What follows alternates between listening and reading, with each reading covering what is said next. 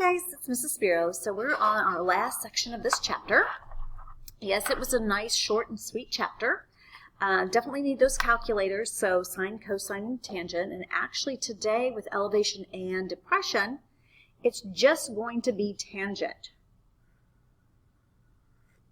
Excuse me, I'm sipping my coffee. So let's begin here. So your angle of elevation is the angle between the line of sight and the horizontal when an observer is looking up. So elevation. So angle of depression is the angle between the line of sight and the horizontal when an observer is looking down. So depression.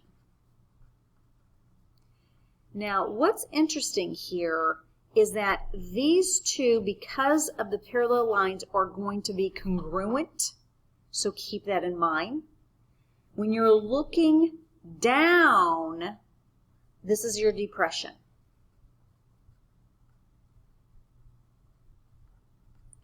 When you're looking up, it's elevation. The line of sight actually is your hypotenuse. So if you made like a triangle here, you could actually see that. And we always use tangent again for these. All right. So let's take a look at this first example. So at the circus, a person in the audience at ground level is watching the high wire routine. A 5' 6" tall acrobat is standing on the platform. So here you are in the audience, and you're looking at this high wire person that's 5.5 feet tall. That is 25 feet off the ground. So both of these together, what is that, 30.5 feet? Okay. And then we're going to find out how far that person is from my base of the platform. So from here. How far, what is that distance from where you are and that base?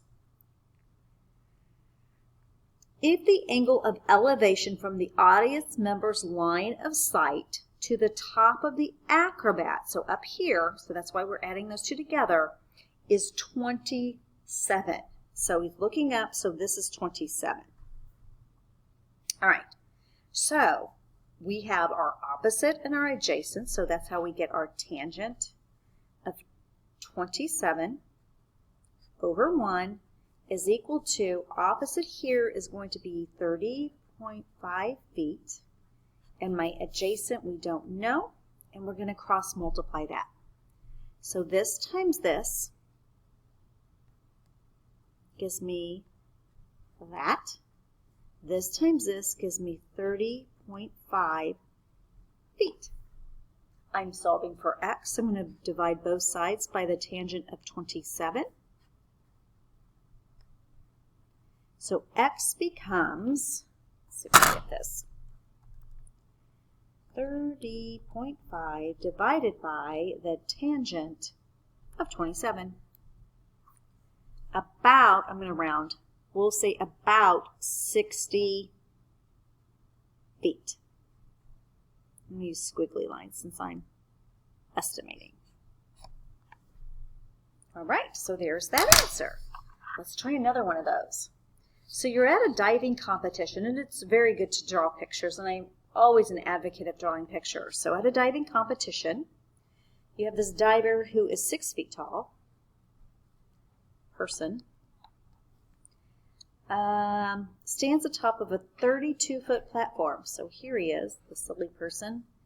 That is 32 feet here. So this total, what is that, 38 feet to the top of the person's head.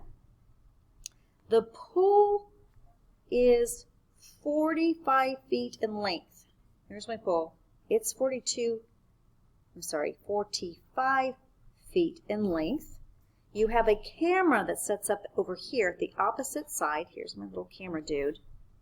So his angle extends to the top of the diver's head. So here's my angle. Okay. What is this angle? Is what they're asking for. Okay. So again, we have opposite, adjacent. So again, tangent, but we're finding the angle, so it's the inverse, times my opposite is 38. My adjacent is 45, if I could ever write that correctly. 38, so let's try it. So second inverse tan, 38 ABC, which I didn't do, inverse of tan, 38 ABC 45. So that was about 40 degrees. It's kind of cool. These aren't bad. Let's try some more. At least this one is giving us a picture, but this is where the depression is important, because if this is 52, that means this would be 52, because they're alternate interior angles, two parallel lines cut by this transversal. Okay, so as you can see, you're trying to find here. Do we have anything about Maria being tall? Nobody cares about how tall she is. Oh, she sees a seal.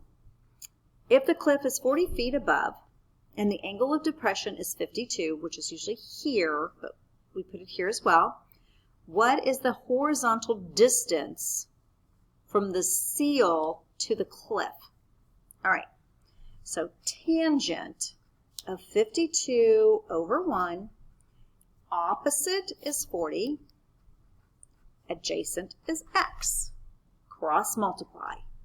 So tangent 52 times x equals 40 times 1 is 40. Solving for x, that means I'm dividing by the tangent of 52. So x equals, in my calculator, 40 divided by the tangent of 52. And I'm just going to round this to the nearest whole. So again, these should be squiggly lines because I'm estimating, and we'll say about 31 feet. Okay. This next one, Vernon is on the top deck of a cruise ship, and he's observing these two dolphins following each other in the direction away from the ship in a straight line. Vernon's position is 154 meters above. So, okay, at least they have this as 154 meters. And the angles of depression are 35 and 36. So since these are 35 and 36, these are going to be 35 and 36. I don't care which it is. Actually, it just kind of goes to both. Okay, kind of like that. Find the distance between the two dolphins. All right, so we've got our degrees, and we're trying to find the distance, so we probably need this distance so we can see this dolphin and then this dolphin and see what the difference is. All right, back to tangent. Tangent, we'll start with 35. One dolphin is 35, and its opposite is 154. We don't know the distance, so let's cross multiply. Hopefully you already know how to do this one. Basically, it's 154 divided by the tangent of 35, and I'm going to round this to about 220. So x is equal to 220 meters. Is it meters? Yes.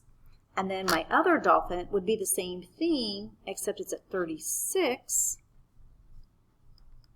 That's still the same. Solving for x, hopefully you realize it's basically just 154 divided by the tangent of 36, which is about 212. So here's dolphin number 1, here's dolphin number 2. The distance between my two dolphins is 8 meters.